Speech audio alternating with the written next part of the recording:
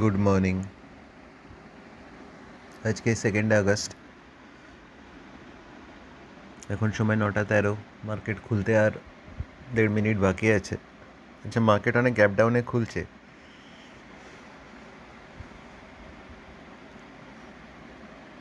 Market gap ডাউনে খুলছে, তো কাজেই আমাদের হচ্ছে যে নিচে থেকে এই যে লেভেলটা আছে এর ওপরে, মানে যেখানে ক্যান্ডেলসগুলোর ডাবল বটম ছিল, নিচে থেকে এই জায়গা অবধি মার্কেট আসবে।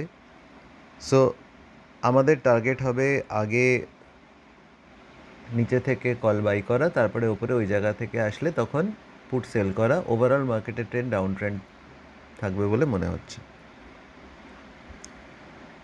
এখানে নিচে বাঁদিকে 51,300 কল আছে, আর নিচে ডান দিকে 51,400 পুট আছে। তো ঠিক আছে, মার্কেট খুলুক। 1 মিনিটের টাইম ফ্রেমে আছে চার্ট, মানে ইন্ডেক্সটা। আর কলটাকেও আমি 1 মিনিটের টাইম ফ্রেমে করে দিচ্ছি। মার্কেট খুলুক।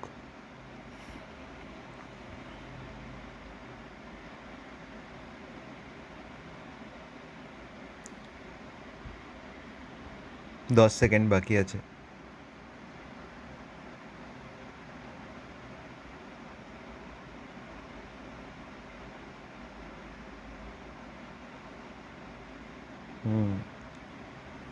ওটা নামছে নিচে। ওই যে ডাবল ডটেড লাইন আছে, ওই জায়গা থেকে সাপোর্ট নেওয়া উচিত। তো সেই জায়গা থেকে আমরা কলটা বাই করব। কলটা এখন 335, 38, 36 এরম চলছে। এই জায়গাটা পৌঁছে গেছে, এই জায়গাটা একটু টেস্ট করুক। 20-তে আমরা ঢুকে গেলাম পজিশনে।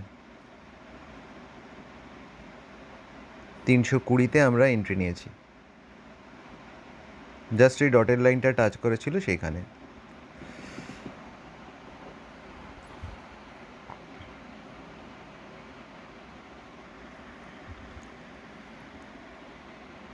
এটা অ্যাকচুয়ালি আমি প্রথম ক্যান্ডেলেই এন্ট্রি নিয়েছি। আইডিয়ালি নেওয়া উচিত ছিল ওটা নিচে আরেকবার ওই জায়গাটা টেস্ট করতে আসবে সেইখানে। এই যখন এখন দেখা যাচ্ছে ক্যান্ডেলটা আরেকবার নামছে নিচে ওই জায়গাতে। কিন্তু প্রথম ক্যান্ডেলে এন্ট্রি নেওয়ার সুবিধা হচ্ছে যে প্রাইসটার ওই জায়গাতে যাবে না বলে আমার ধারণা। মানে যদি ট্রেডটা ঠিক থাকে তাহলে ওই 19-20-তে তো আর যাবে না। দেখা যাক। আচ্ছা, উপরে যে জায়গাটা অবধি আমাদের রেঞ্জ আছে, মানে আমি দেখালাম যেখান থেকে পুটে এন্ট্রি হবে, ন্যাচারালি সেই জায়গাটা অবধি আমরা কল ক্যারি করতে পারি। তো সেখানে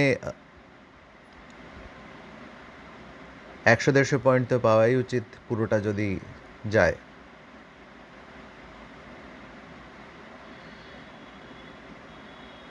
উপরে বাঁদিকে নিফটি চার্ট আছে, ওটা 5 মিনিটের টাইম ফ্রেমে আছে।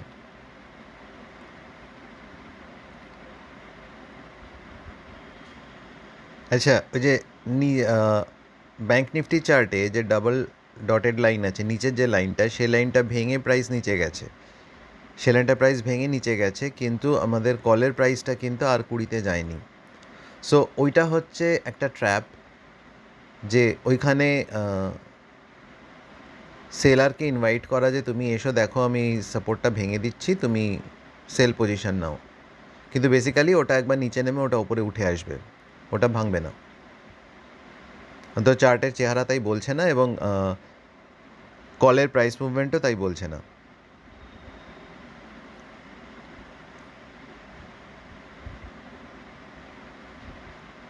পঁয়তাল্লিশ 46 চলছে, দেখা যাক।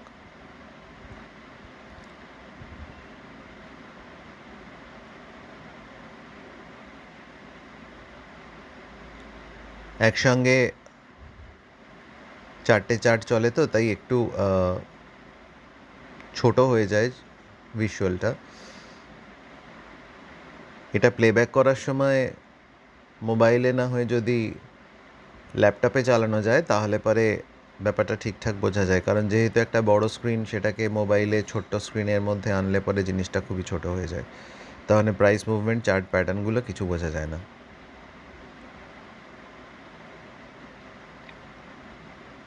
আজকের যে এই ট্রেডটার পিওর লজিক হচ্ছে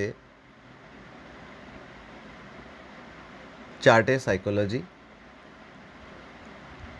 এবং প্রিভিয়াস পজিশন কোথায় আছে আগের দিনের বেসিসে এবং গ্যাপ ডাউনে মার্কেট ওপেন হয়েছে সেই হিসেবে কোথায় কীরকম মুভমেন্ট হবে একদম তার বেসিসে আজকের ট্রেডটা।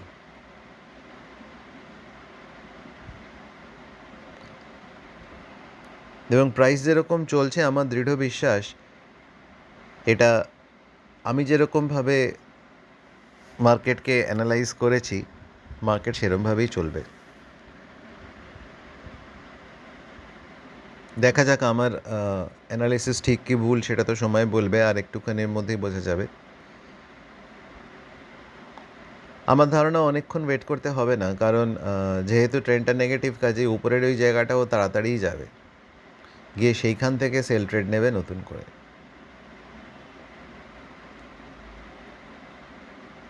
উপরে বাঁদিকের বক্সে 5 মিনিটের টাইম ফ্রেমে নিফটি ওটাও নিচে লো থেকে উপরে উঠে এসে গ্রিন ক্যান্ডেল করছে, so that supports our price.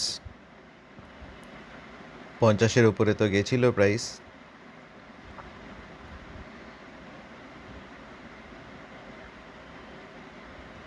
Bank Nifty চার্টে মানে উপরে ডান দিকে যে বক্সটা আছে চার্টের মানে ক্যান্ডেলের মানে চার্টের মধ্যে ড্রয়িংটা একটু অদ্ভুত ধরনের, মানে একটা সিমেট্রিক্যাল টাইপের ড্রয়িং আছে, ওপরে নিচে দুটো লাল লাইন, মাঝখানে দুটো ডটেড লাইন।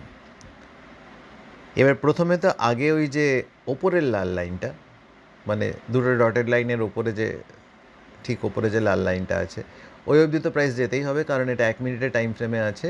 ওইখান থেকে যে লাল ক্যান্ডেলটা নিচে নেমেছে ওটা ফার্স্ট 1 মিনিটের ক্যান্ডেল, তো ওই জায়গাটা তো ক্রস করতেই হবে, আর ওই জায়গাটা ক্রস না করলে উপরের লেভেলটায় যাবে কী করে। তো এখন যেখানটাতে প্রাইস আছে এই জায়গাটা যেহেতু একটা লেভেল, তো সেই জায়গাটাতে গিয়ে ওইখানটাতে একটুখানি কনসলিডেশন হচ্ছে প্রাইসের 54, 55, 57 এরকম চলছে।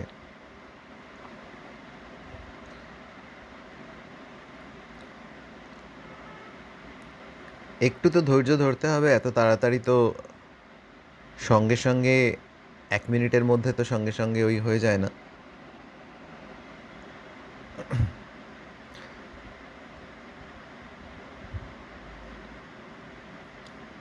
কোনো কোনো দিন অবশ্য হয়েও যায়, রোজ দিনই যে হয় না এরকম নয়। আচ্ছা, যদি আমি 1 মিনিটের টাইম ফ্রেমে কলের চার্টটা দেখি, প্রাইস নিচে লো করে সেইখান থেকে ওপরে মুভ করছিল করে এখন আবার একটু নিচে রিট্রেস করছে, ওই 50-এর ওপরে 55, 56 দেখিয়ে এসে এখন আবার 33, 34, 35 এরকম চলছে। তো এইটা নেক্সট আপ মুভের আগে নিচে রিট্রেসমেন্ট, এটাতে ঘাবড়াবার কিছু নেই।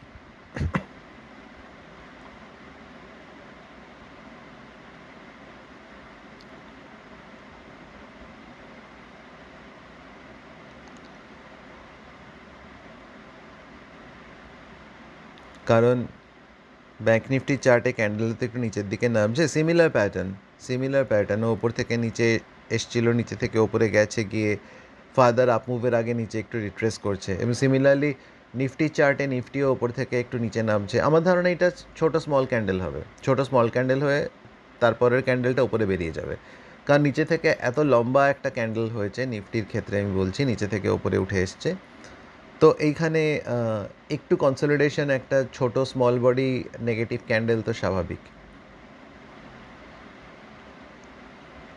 এটা হচ্ছে প্রাইসের জন্য ব্রিদার, ওকে একটু সময় দিতে হয় পরবর্তী মুভের জন্য।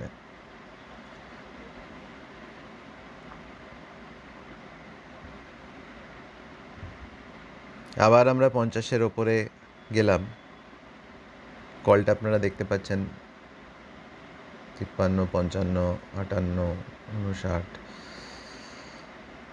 আচ্ছা চলুক, এখনও তো আমার টার্গেট অনেক দূরে, এখনও তো ওই লাল দাগটা অবধি পৌঁছায়নি, লাল হরিজন্টাল লাইনটা।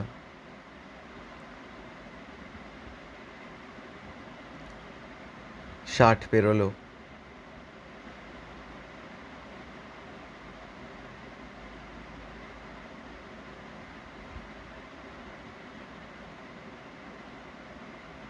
কিন্তু যেরকম প্রাইসের মুভমেন্ট, তাতে করে একটানে বেরিয়ে যাবে এরকম কিন্তু নয়, ঝাঁকুনি দিয়ে যাবে।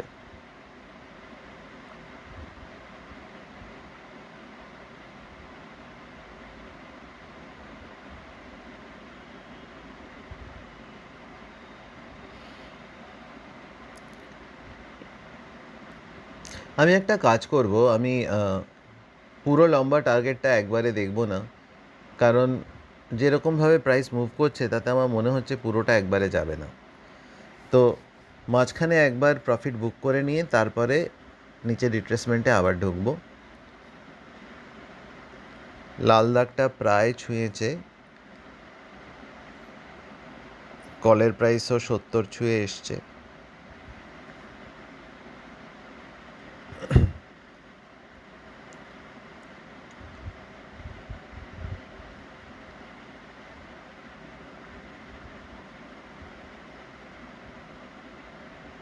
এটা একদম pure technical analysis price pattern. 80, 81।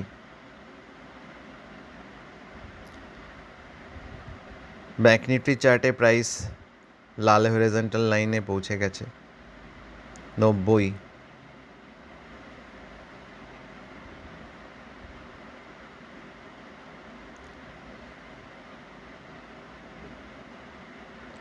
চলুক, এখনো দিল্লি দূরে আছে, ইন্ডিকেটারগুলোকে লাগাই।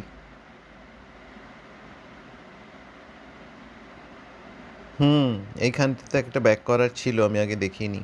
আচ্ছা, এই জায়গাটা অবধি তো প্রাইস যাবেই প্রথমবারে, তো এইখানটাতে আমি একটা মার্ক করি। এটা কত লেভেলে আসছে?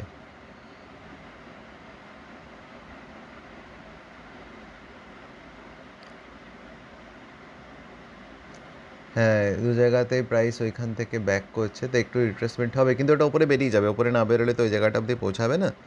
ব্যাংক নিফটি চার্টে ওপরে যে লাল দাগটা আছে, ওপর থেকে নিচে নেমে এসে ঘুরেছে, ওই অবধি তো প্রাইস যাবে, গিয়ে ওইখানটাতে গিয়ে প্রাইস কনসোলিডেট করবে, তার আগে তো হবে না।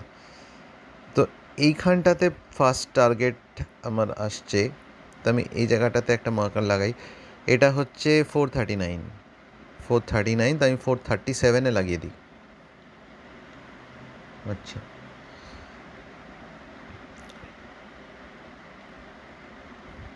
34 অবধি গেছিলো। আমি মার্কারটা লাগানোর সঙ্গে সঙ্গেই ও লাফ দিয়ে ওপরে চলে গেল আর কি। কিন্তু আমার মার্কারটা আছে 39-এ, আমি লাগিয়েছি 37-এ, কিন্তু ওটা গেল না, ওটা 34 অবধি গেছিলো।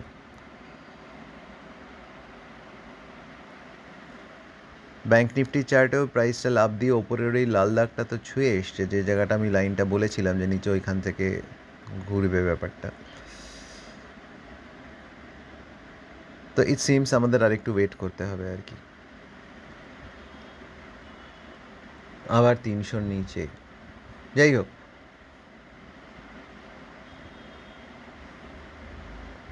অ্যাকচুয়ালি প্রাইস ওপরে আরও বেশি দূর যাওয়ার আছে, আরও বেশি দূর যাওয়ার আছে। এই জায়গাটা হচ্ছে আমার সেকেন্ড টার্গেট, 460, 61 এরকম।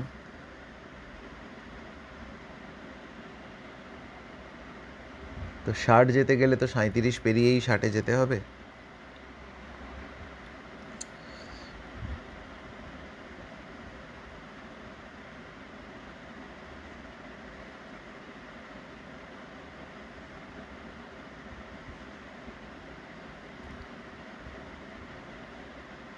আমরা ঢুকেছিলাম 320-তে।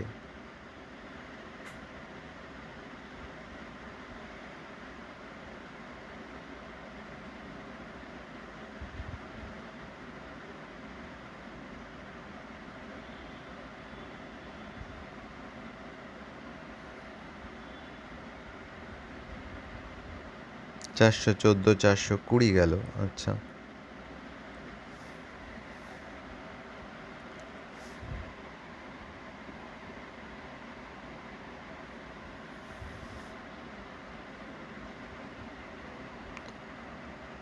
চলে যাবে, ওটা প্রথম টার্গেট তো দেখিয়েই দেবে। আমি অনেক আগেই টার্গেট মার্ক করে দিয়েছি।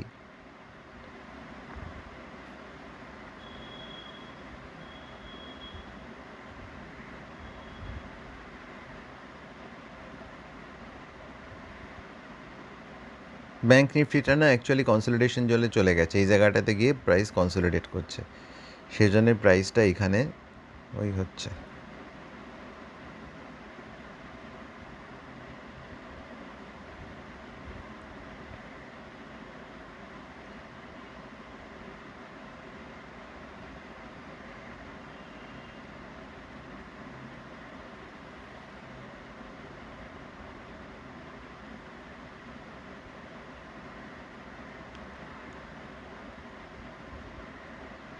এই 15, 16, 17, 18, 19, 20 এরকমই করছে আর কি।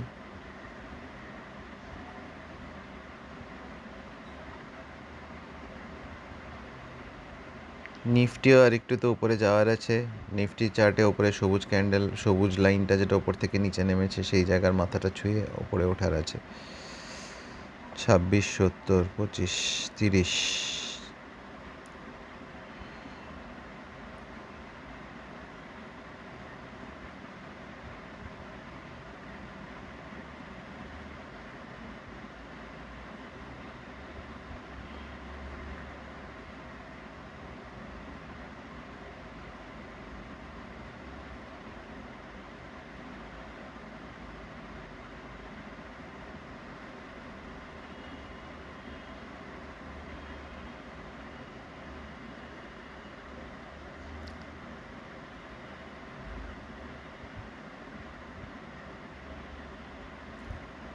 আমার কাছে যারা শেখে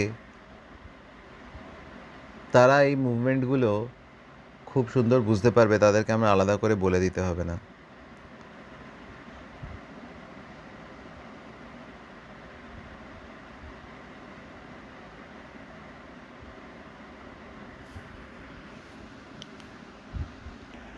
আপনারা যারা শিখতে চান যোগাযোগ করতে পারেন, নাম্বার স্ক্রিনে আছে। সকালবেলা 17 মিনিটে 117 পয়েন্টের মুভ, খারাপ কি?